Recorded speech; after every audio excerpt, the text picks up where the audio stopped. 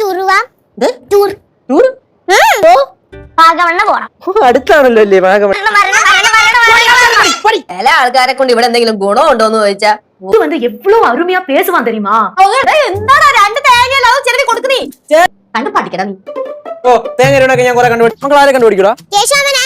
ആ കണ്ടാ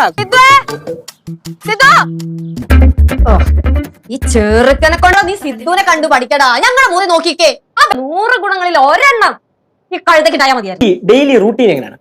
daily routine കാര്യം നോക്കണം, അവിടുത്തെ കാര്യങ്ങൾ ചെയ്യുന്നു. അങ്ങനെ എനിക്ക് ഒരു സ്റ്റഡി ക്ലാസ് ഉണ്ട്.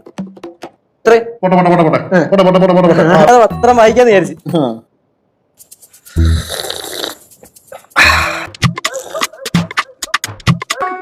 ബ്രേക്ക്ഫാസ്റ്റ് എടുക്കട്ടെ, റെഡി ആയിട്ടുണ്ട്. ചമ്മന്തി സാമ്പാറിനോട് കൂട്ടി കഴിക്കുന്നതാണ് ഇഷ്ടം.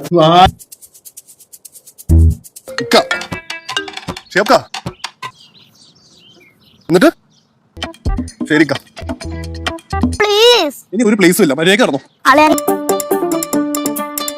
ഇറങ്ങി ഞങ്ങള് പൂച്ച കാണാൻ പോയതാ. വീടിന് പുറത്തോട്ടൊക്കെ ഇറങ്ങി എന്തെങ്കിലുമൊക്കെ അവിടെ ഉണ്ടായി കഴിഞ്ഞാൽ നമ്മൾ എന്ത് ചെയ്യും?